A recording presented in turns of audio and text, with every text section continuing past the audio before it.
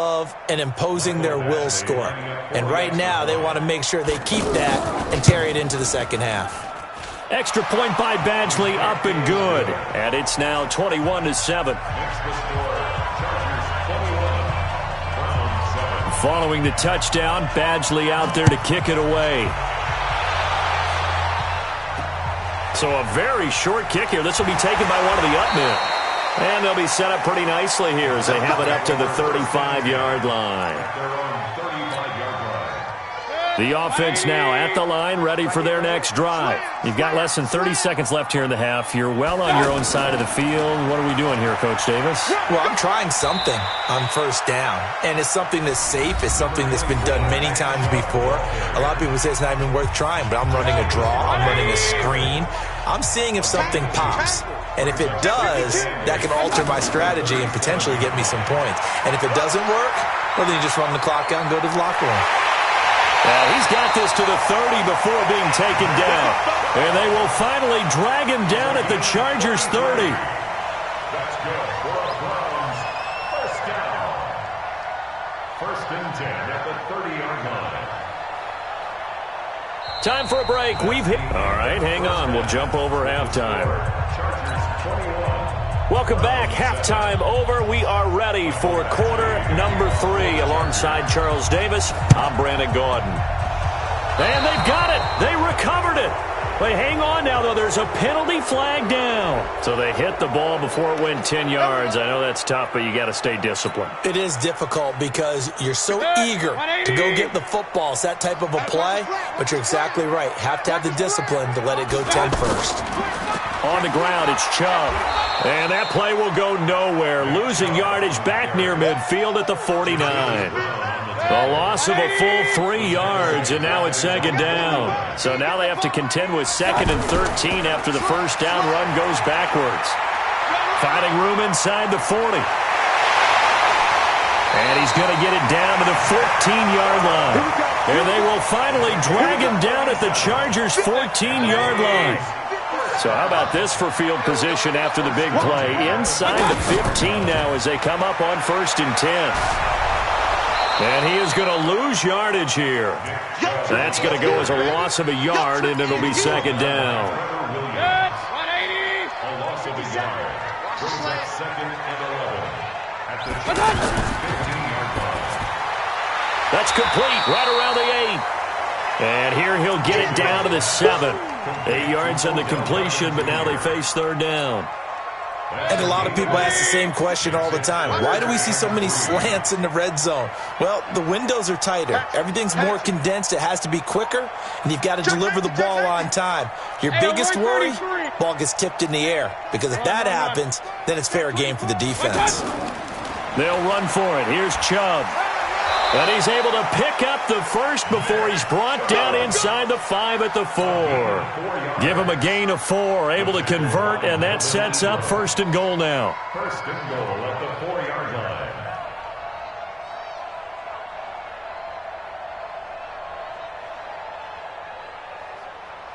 They come out here in the eye. First and goal, and they got to be thinking a chance to get right back into this football game. They'll run with Chubb, and he'll get blown up behind the line of scrimmage, back at the 6. It's a loss of 2 there, bringing up second down. That's a really alert defense there because they saw the heavy look come in from the offense, countered it with extra linebackers who brought a little bit of speed and heft, and able to really make a big-time play for their defense. Second and goal from the 6 this time. Point it right. Check three. Now Chubb running right. He gets him a little bit closer. He takes it from the 6 inside the 5 to the 4. Sometimes I get caught in hyperbole, but I think they desperately need to punch this one in. They're running out of time. Yeah, 2-score game, second half. You're down here. This is the time to put it in the end zone. Man, not going to get much better than this for an opportunity. Third and goal, they're going with Chubb. And he's going to be taken down here still a couple yards short of the first. A minimal gain there on the 8th play of the drive.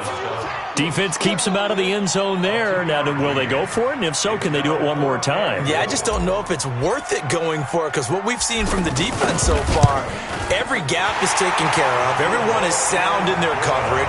No one is breaking free, and those ball carriers are getting tagged. If I were them, I'd think very hard about just taking 3 points and taking their dignity and moving on. And the ball's at the 2, spotted at the 2, so a pretty good chunk to go. This will be taken to the back of the end zone. We play to win. Let's go. The Chargers take over first and 10 at their own 22-yard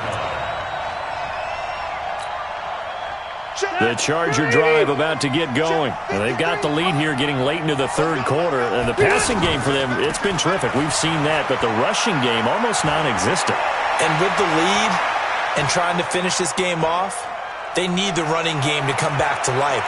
And he's in for a Charger touchdown. Melvin Gordon, 78 yards. For the Chargers, they're able to widen their lead. And he certainly played a pivotal role with those 2 TDs and why they're up on the scoreboard right now. Well, someone's all about winning, aren't they? Because he's not worried about the number. Sure, it's great to have 2 touchdowns. But the bottom line is what he's doing is contributing to their lead. He wants to continue to do so. This will be taken short. And they're going to wind up with pretty good starting field position as they get it up past the 35.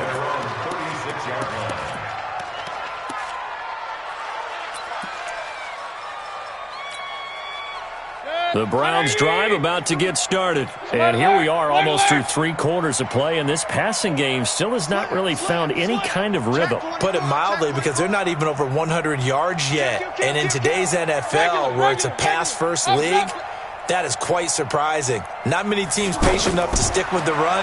Everybody wants to advance the ball through the air. They've got to get their timing back. They throw right away, and that's complete out on the right side. And he'll be out of bounds after getting this one across the 40. When you see zone defense and you know you've got a drag route on as your primary call, you've got to be really careful as a passer about how far you let your guy go, because he might wander into some tough coverage. And this should be the final play before the quarter ends. To throw again on second down, Mayfield. And that one knocked away and incomplete. Nice job defensively on what will be the final play of the third quarter.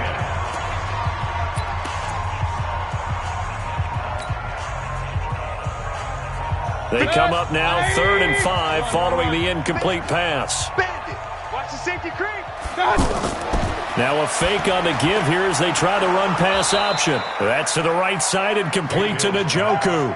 A loss of a yard, and it brings up 4th.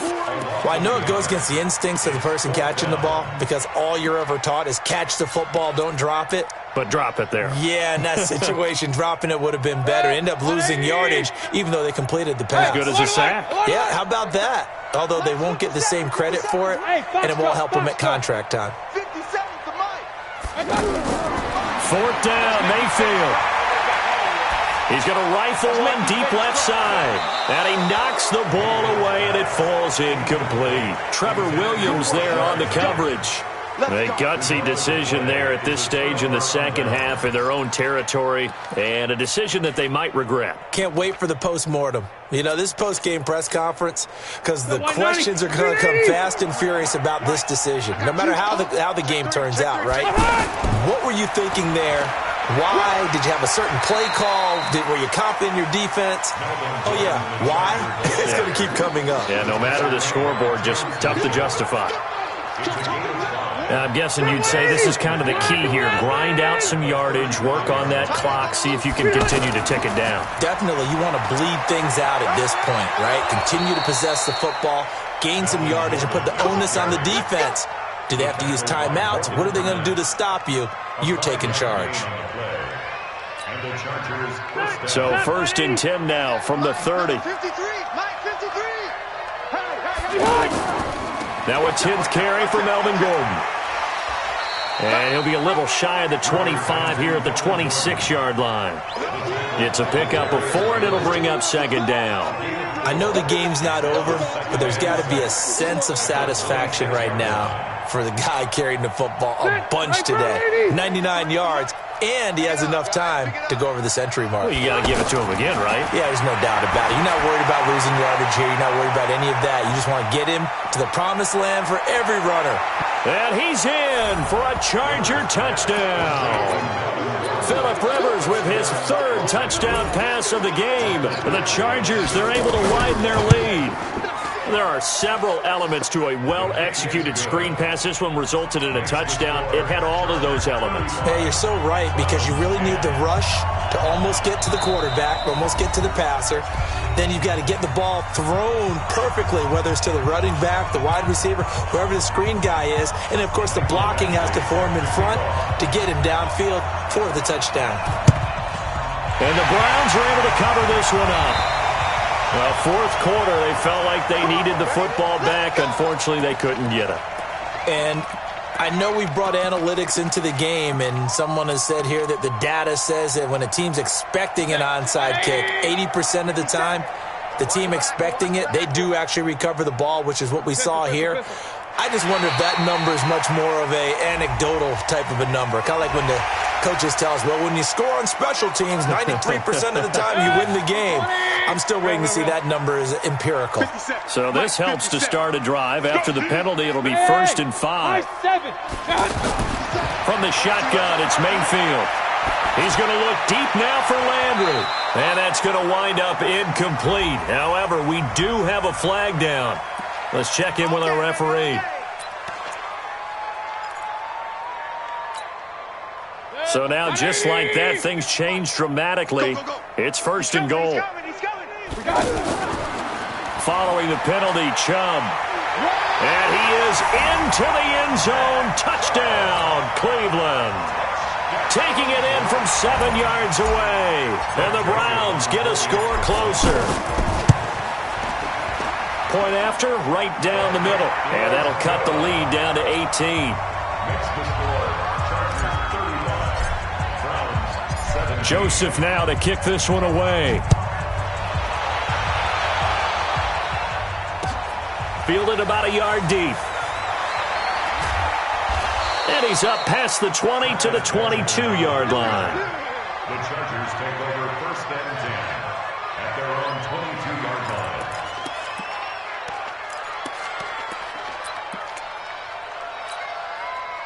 The offense back out there at the line, ready for their next drive. All of a sudden, they have quite a bit of breathing room. This was a one-score game, but touchdowns on their last 2 drives, and now comfort is here, so to speak. It certainly is for them. Now, I've been in this situation before on the flip side of this. And all that's going on there is a little bit of finger pointing. Hey, what's going on? How can we stop them?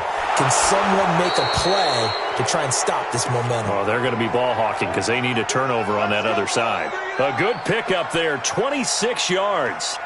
180, block the key. 2 minutes left to play in this football game here on EA Sports.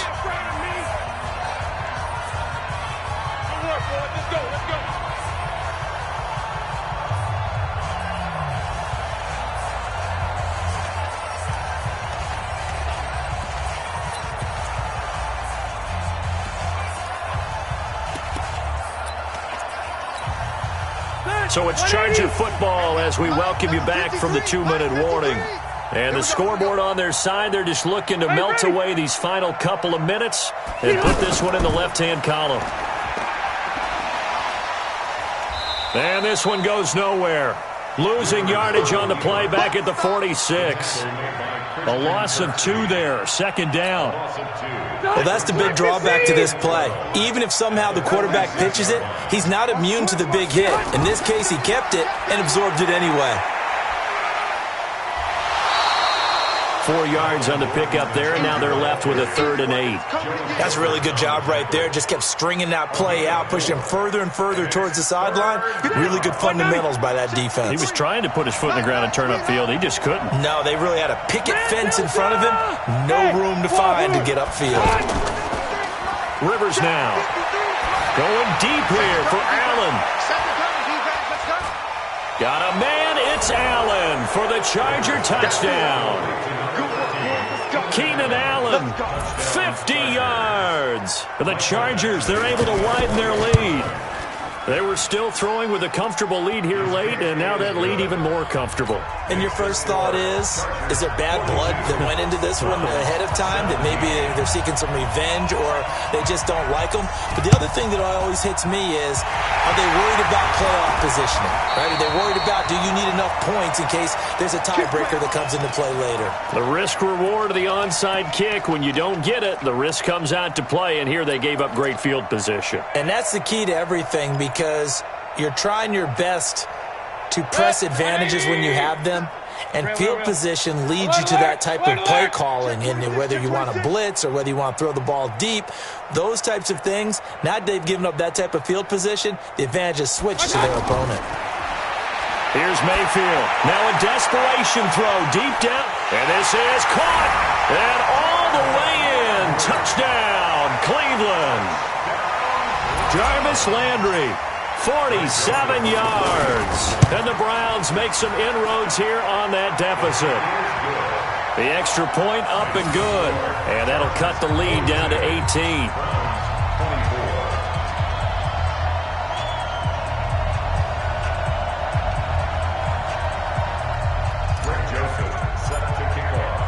Joseph now to kick this one away. This is fielded at the goal line. And not a bad return here. He gets it out to the 25-yard line.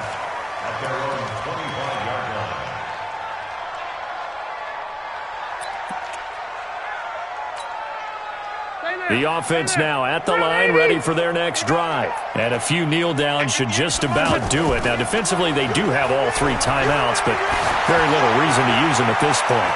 Looking for more there on first down, but this throw downfield, incomplete. He was trying to get that one to Allen that time, and that'll bring up second down.